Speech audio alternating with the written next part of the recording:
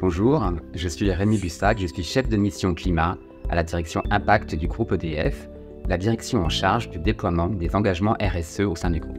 Bonjour, moi je suis Anne-Claire Richter, je travaille à la direction de la production nucléaire thermique au sein de l'équipe RSE et projet ABAP. Alors, présenter EDF, c'était sans doute inutile.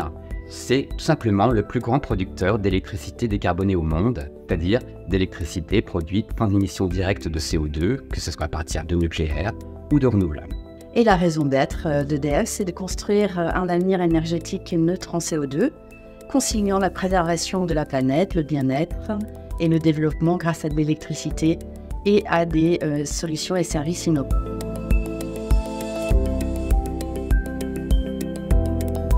Peut-être rappeler d'abord que pour EDF, l'adaptation est une activité qui fait partie de son modèle d'activité. Parce que l'électricité ne se stockant pas, à tout moment, la production doit couvrir les demandes d'électricité. Et donc par exemple en été ou en hiver, 1 degré de moins, c'est 2400 MW de capacité d'appel en plus. Et donc le dimensionnement même du parc de production du groupe EDF, il a été calculé en fonction de la météo et de son évolution dans le temps long. Puisque deuxième caractéristique, les installations du groupe EDF ont une durée de vie technique longue. On parle de 50 ans, 60 ans et même plus pour des barrages hydroélectriques. Pour ces deux raisons, le groupe est familier avec les projections météo et les projections climatiques. Néanmoins, il y a eu un déclencheur qui a été d'une part la tempête de 99, qui a conduit à la création de la FIR, la force d'intervention rapide. D'autre part, la canicule de 2003, qui a conduit à mettre en place de nouveaux référentiels dits grands chauds pour nos installations, mettre en place une coordination de l'eau, et enfin, d'élaborer ce qui allait devenir la première stratégie d'adaptation du groupe EDF, qui a été publiée en 2000.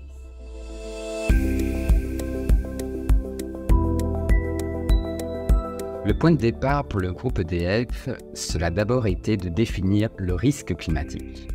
Et pour ce faire, quelque chose qui nous a beaucoup aidé a été la publication en 2017 de la TCFD, donc la Task Force on Climate Financial Disclosure, qui a défini finalement au niveau international les risques climatiques, en distinguant les risques physiques, aigus, chroniques, et les risques dits de transition, donc couvrant à la fois les risques réglementaires, marchés, technologiques. Et donc, à partir du moment où on a pu mettre finalement un mot sur les risques climatiques, on a pu faire une analyse de nos risques climatiques, et c'est ce qui a conduit le groupe EDF à définir le risque climatique comme étant prioritaire au niveau du groupe dès 2018. La deuxième étape, cela a été de mettre en place la gouvernance du groupe au bon niveau. Ça veut dire avoir un référent climat au niveau du COMEX et au niveau du conseil d'administration, qui a permis de passer le sujet dans les plus hautes instances de l'entreprise et de définir des objectifs clairs, engageants pour le groupe. Troisième étape, c'est plus opérationnel. On a mis en place un projet transverse au groupe qui a permis d'embarquer les métiers, mais aussi les activités support, comme la direction impact, comme les risques, comme la R&D, et tous autour de la table, nous allons travailler à la stratégie d'adaptation du groupe EDF. Le groupe EDF a participé au road test Acte Adaptation entre juin 2022 et octobre 2022.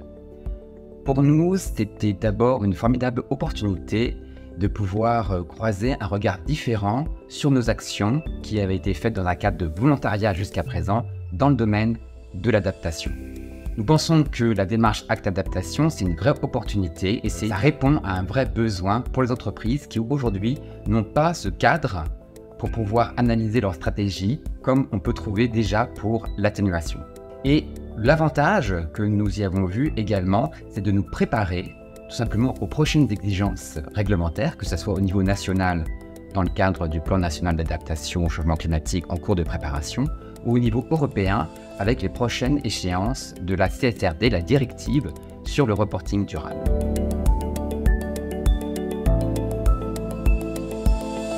Premièrement, il y a quand même l'absence de cadre commun de l'action publique. Deuxième chose, on n'a pas d'indicateur, aucun outil pour embarquer finalement tout le monde sur le caractère systémique de l'adaptation. Troisièmement, il y a une désynchronisation en fait des acteurs et des parties prenantes puisque tout le monde n'est pas comme EDF avec des réflexions sur un laps de temps pluriannuel. Par conséquent, il a été nécessaire de s'ouvrir et de partager un certain nombre de données pour faire de la mobilisation, du partage, afin d'essayer de converger vers des compréhensions communes. On retrouve d'ailleurs la même difficulté aussi au sein de l'entreprise, puisqu'il y a une multiplicité de filières, de métiers, de filiales qui sont impactés tous de manière différente. La difficulté, c'est de mettre tout le monde autour d'une table pour avoir une compréhension commune sur les questions de changement climatique et d'adaptation. Et enfin, je dirais, la difficulté, c'est finalement de décider qu'il faut décider combien même on demeure dans un avenir un peu incertain. On ne peut pas maîtriser l'ensemble des conséquences du changement climatique. Pour autant, il faut quand même agir.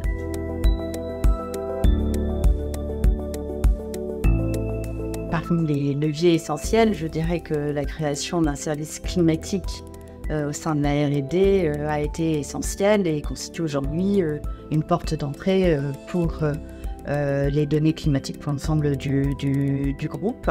Ensuite, je pense qu'un des leviers, ça a été aussi une l'ouverture vers l'externe et donc cette envie et possibilité de travailler et d'échanger avec des acteurs très divers, comme par exemple le Muséum national d'histoire naturelle ou l'armée. Troisième levier, puisque ça a permis de concrétiser un petit peu les choses, c'est le fait de territorialiser en fait les travaux et désigner un site pilote, ce qui permet effectivement de faire adhérer, aussi de faire réaliser à quel point l'adaptation doit être réalisée collectivement. Ensuite, je dirais que le fait d'avoir une équipe dédiée qui travaille essentiellement sur ce sujet d'un moteur dans la prise de conscience et l'avancement du traitement du sujet et aussi la formation et la sensibilisation au sein de l'entreprise, que ce soit au niveau des dirigeants, des managers, des salariés, tout simplement une sensibilisation de l'ensemble des salariés d'EDF. Un point essentiel me semble être l'analyse des données et en fait les conséquences du coup de ces données climatiques sur le business model.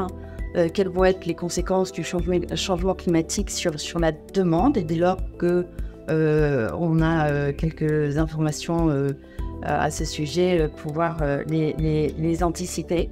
Et enfin, je pense qu'un des leviers importants a été l'intégration de l'adaptation au changement climatique dans la grille d'évaluation des projets susceptibles d'être financés par le groupe et donc de cribler ces projets via aussi cet indicateur de l'adaptation.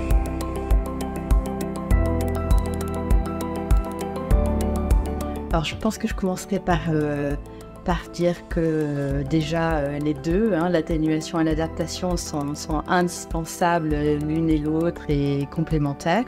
Ensuite, je dirais que autant l'atténuation que l'adaptation nécessitent des actions locales. Pour autant, dans le domaine de l'atténuation, on le relie assez facilement au phénomène global de réchauffement climatique.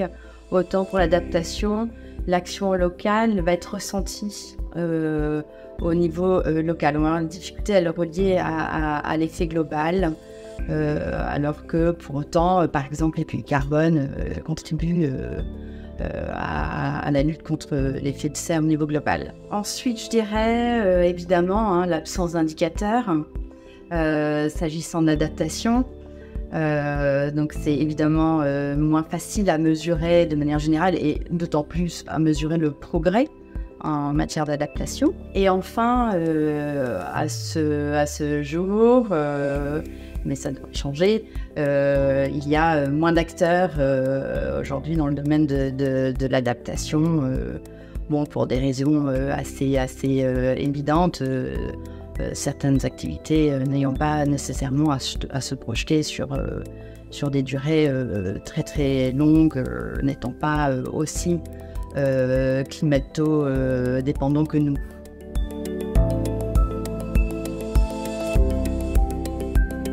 Acte d'adaptation, c'est quoi? C'est d'abord une méthode, un questionnaire, un regard externe. Et donc pour nous, ça a été vraiment une façon de vérifier qu'il n'y a pas de trou dans la raquette dans notre approche en termes d'adaptation. Et de ce point de vue-là, avoir une méthode très structurée en 3 parties, la gouvernance, l'analyse de risque, les mesures d'adaptation, c'est très utile. On est sûr de ne rien avoir oublié dans notre stratégie d'adaptation, surtout lorsqu'il s'agit d'un groupe aussi vaste, aussi étendu, avec autant d'activités différentes que le groupe EDF. La deuxième chose qui a été très intéressante dans la démarche, ça a été tout simplement le fait de devoir avoir ce regard externe et de se réunir dans une équipe multidisciplinaire avec à la fois les aspects RSE, développement durable, mais aussi un représentant de la direction des risques, mais aussi les personnes compétentes à la R&D ou à la DTG, mais aussi les métiers. Et donc, avoir cette possibilité finalement de réunir toutes les entités concernées par l'adaptation au changement climatique de l'entreprise pour répondre à un questionnaire commun, la démarche en soi est vertueuse.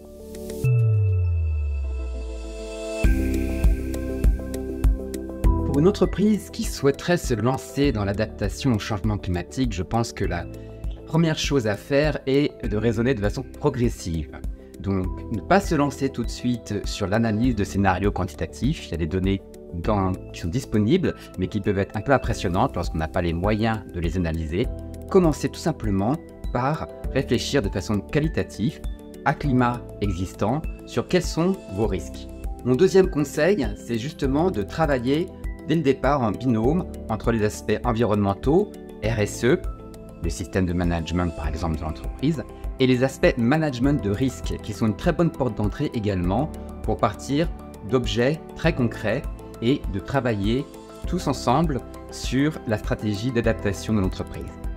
Alors pour compléter, moi je dirais au-delà de la coopération donc au sein de l'entreprise, c'est de s'ouvrir aussi vers l'externe pour trouver des partenariats et puis fédérer peut-être autour d'un projet, une démarche un peu concrète et dans ce cadre-là, lancer des actions et ces actions pourraient être des solutions sans regret.